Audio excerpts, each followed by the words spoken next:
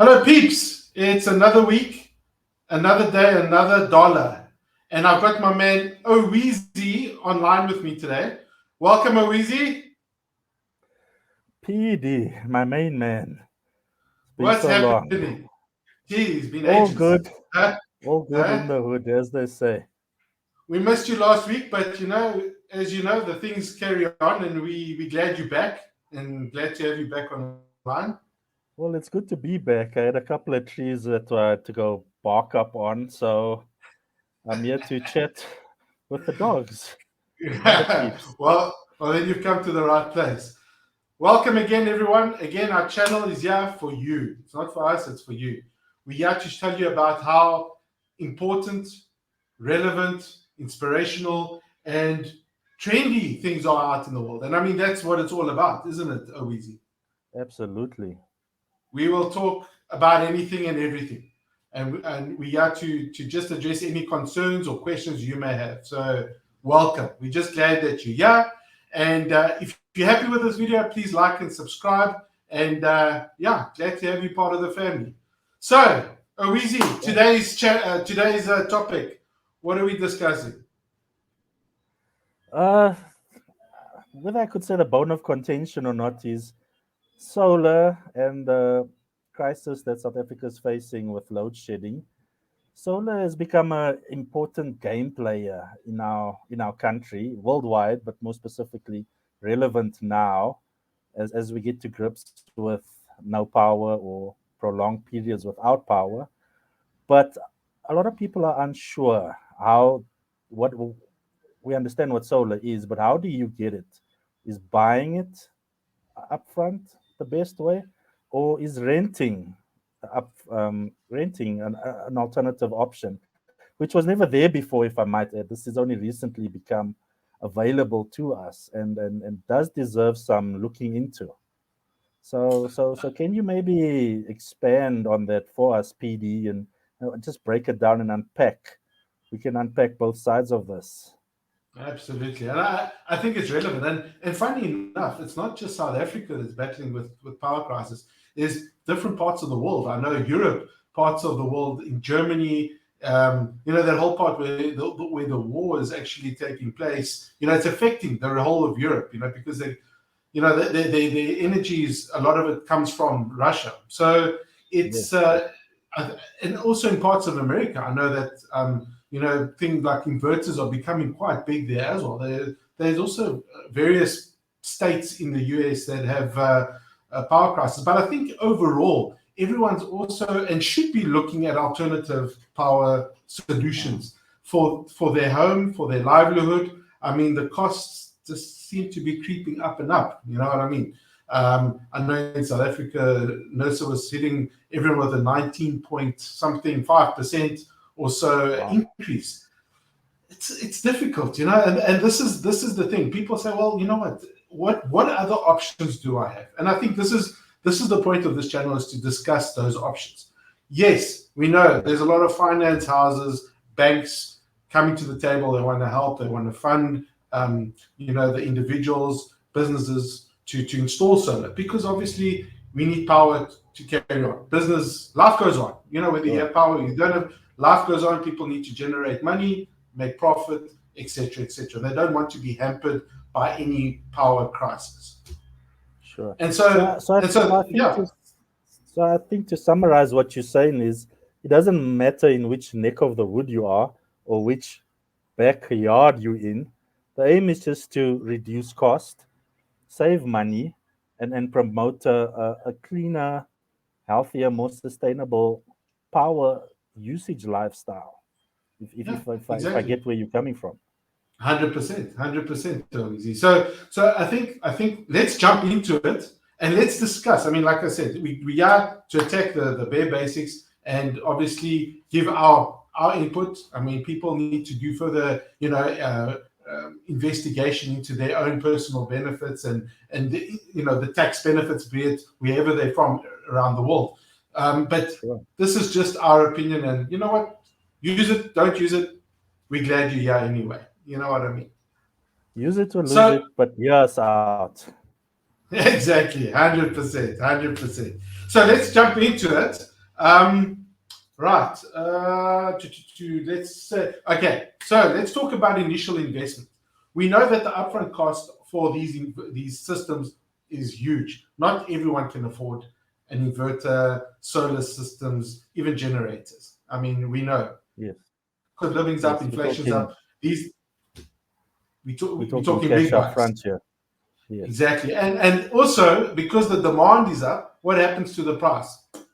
Straight up. price goes So up as well. yeah, so this is the problem, right? How do So I put down a large sum of money like that? Where do I get it from? Big borrow steal. That's the only three options I really have for a large exactly, sum like. exactly. So Okay, and the reality is not everyone can. Let's be honest. To put down whether it's $3,000-4,000 or 100,000 rand, and that's just entry level systems. It's a lot of money, and not everyone can obviously afford that. So sure. perhaps the renting option is an option, but why?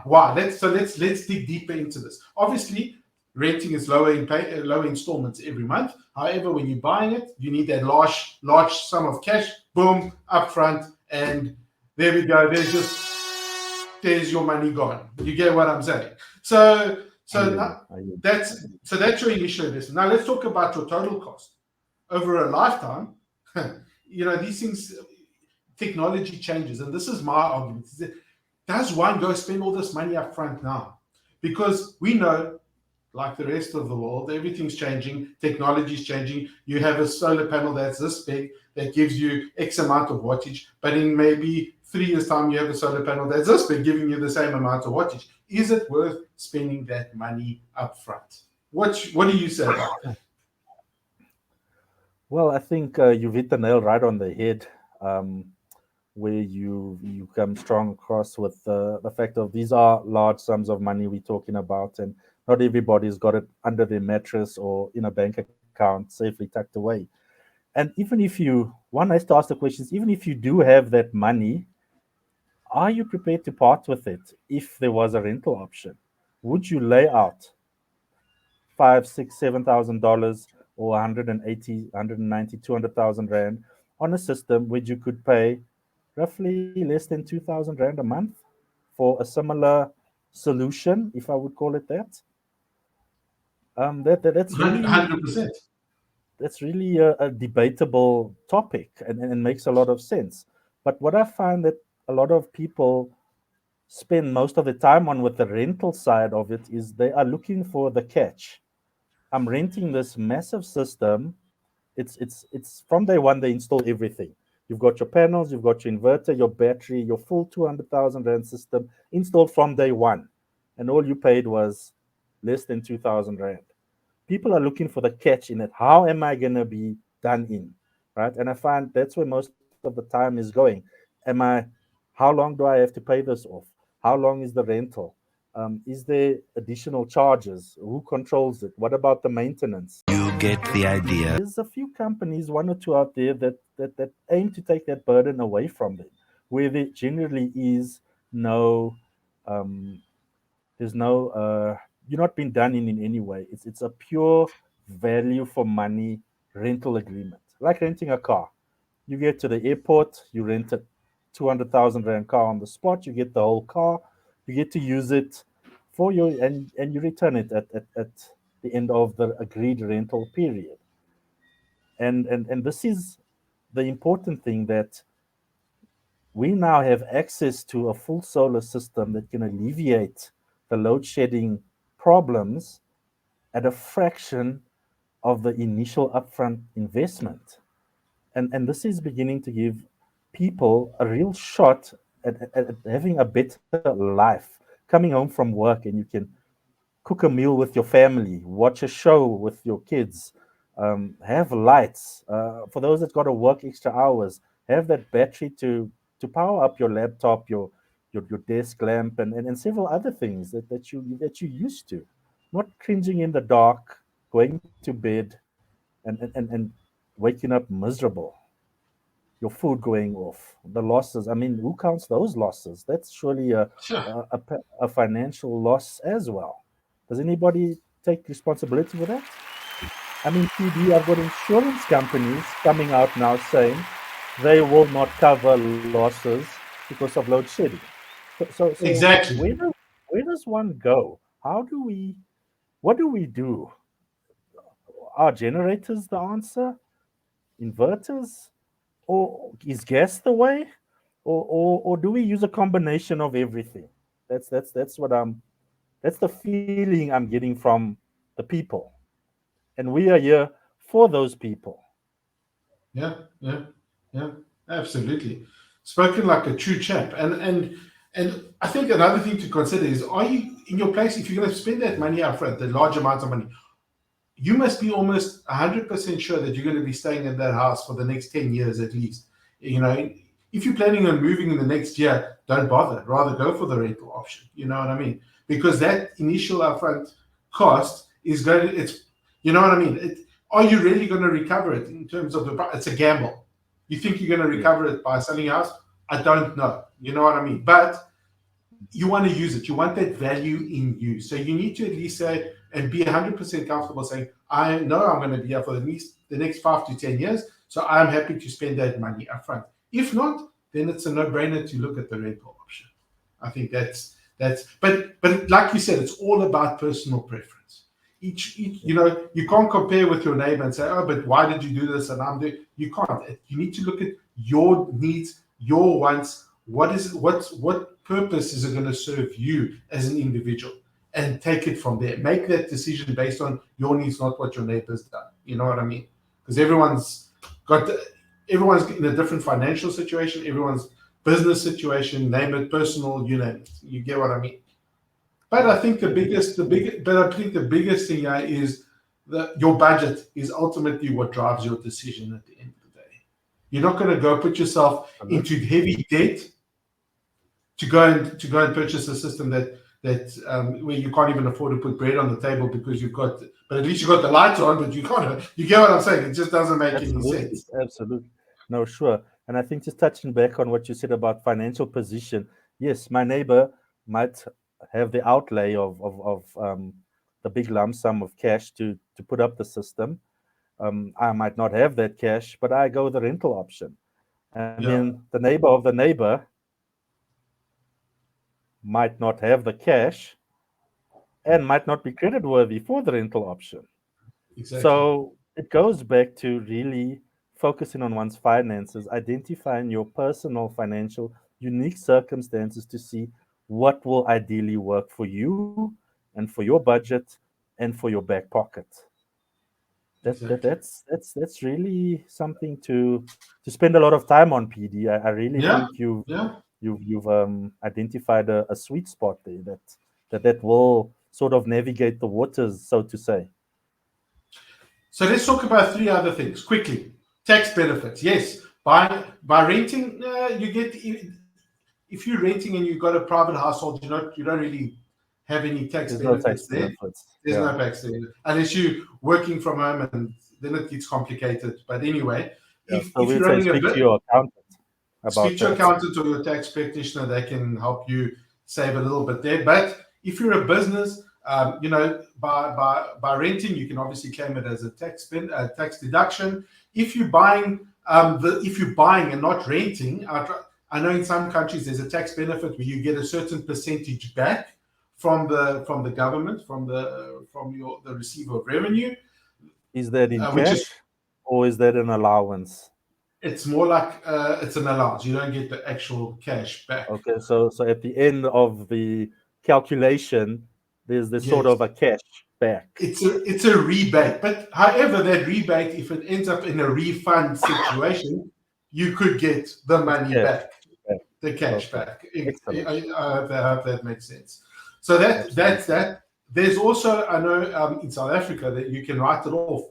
If you're a business and you've installed this, you can, instead of depreciating an asset or an item 100% for solar panels specifically, you can write off 125% of that cost. So you're getting an additional 25% write off Whoa. over and above.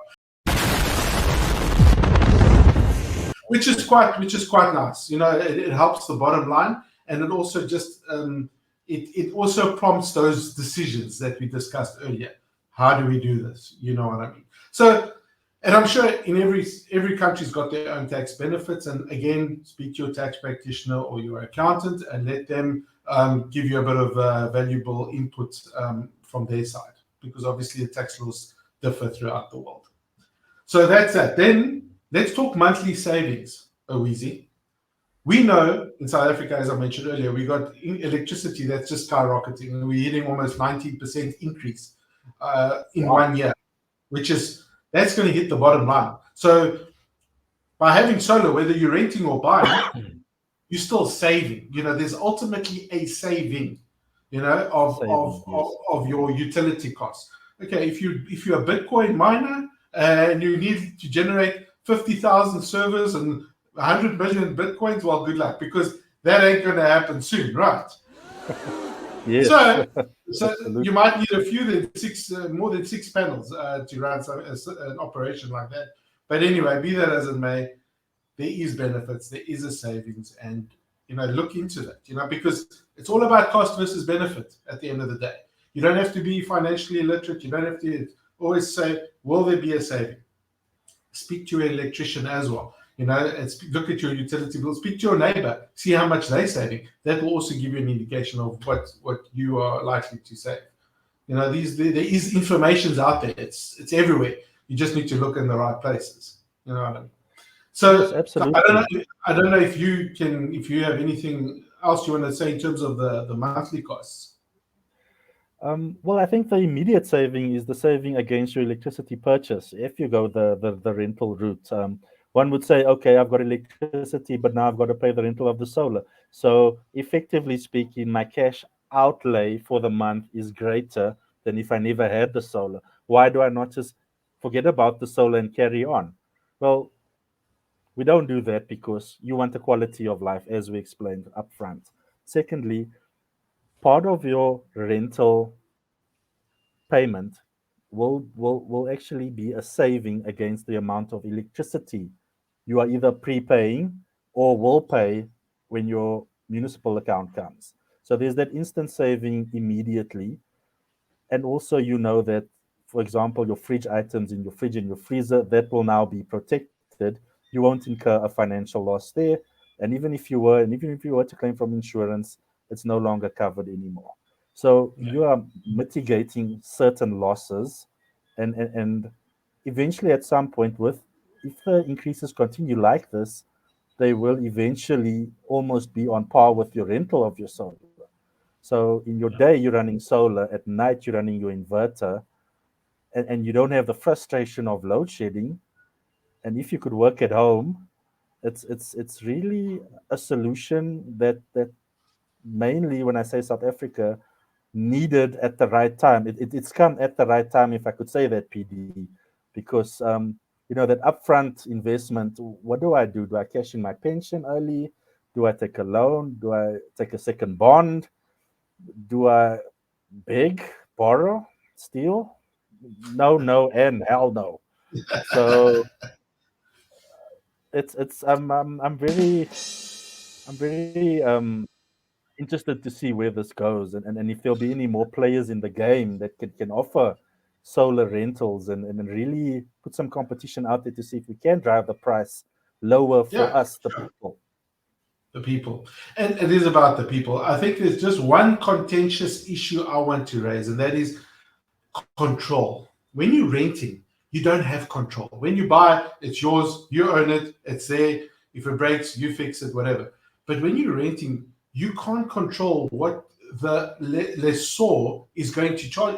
They can come to you and say, the demand's going up. They can give you 25,000 reasons why they need to increase it. Then maybe your increase of your annual increase might not be 6%, but 16, 20%. It's possible. You know what I mean? And that also needs to be taken into consideration. If, for example, future electricity hikes is only 6% or 7%, and now your hikes on your rental is going to be even higher than that, one needs to also consider, does one pull the plug at that point and say, listen, come and fetch your equipment, cheers, it's not it's not worthwhile doing No longer the rental feasible. option. Yeah. So that also plays important. So maybe that's something.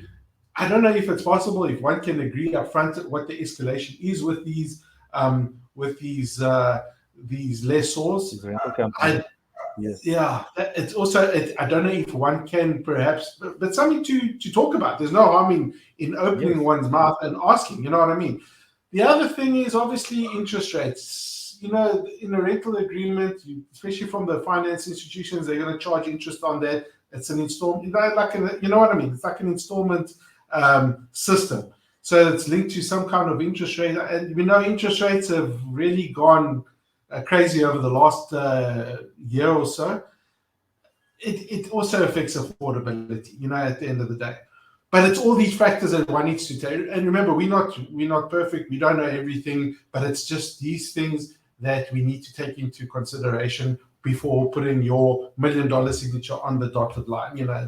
Is have you covered every base? And I think that's important. If you've decided to, whichever option, whether you're going to buy or whether you're going to rent, at the end of the day, that you covered. Well, I think you've really opened up a can of worms there. That's a very good question to ask the rental company: is what sort of annual escalations am I looking at? Is it affordable? Will it still stay worthwhile? Will it still stay relevant? But I think with the rental, that's where you've got the option to you've got yourself in this. I can get myself out of this. And yes, there is a bit of a de-escalation charge that will come into play. But one would have to also take account of that and know that if it gets too bad, I can get out of this. Whereas with the upfront purchase, once you've bought and put it in, it's in and your money's gone. It's up to you to recover that money in the value of use, as you so correctly said earlier. So yes, very contentious issue there, PD.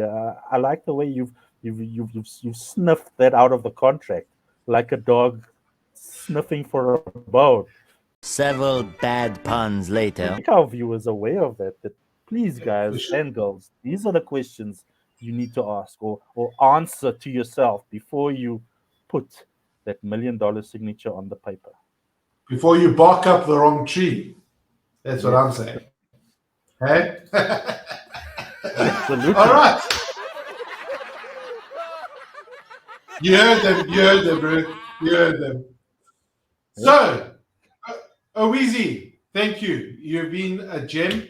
Appreciate your input as always. I don't know if there's any last words you want to put in. Maybe, we want to start this new tradition where we want to perhaps we want all our guests to show us their bark. So do you have a signature bark that you want to share with everyone?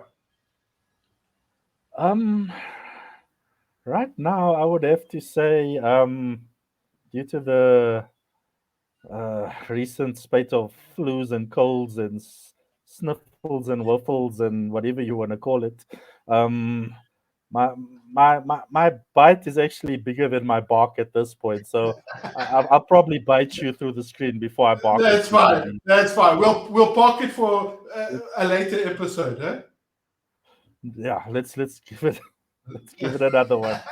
Let's get you recovered first. I think that's most importantly. But thank you. I don't know if you have any last words before we say goodbye to everyone. Well, just to our viewers, thank you for joining us. Thank you for your time. As Jay-Z said, you could be anywhere in the world, but you chose to spend this time with us right here, right now. We thank you for that. And if there's anything relevant, inspirational, or trendy that you'd like us to talk about, please feel free to drop a comments in the box, and we'd happily get stuck into that. 100%.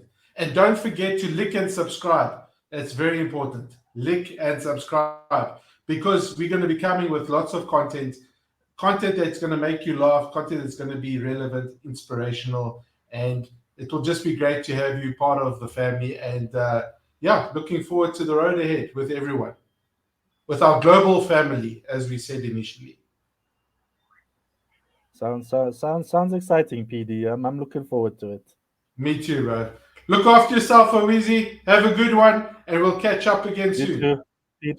Thanks, bro. Cheers, champ. You too, man. Ciao. Bye.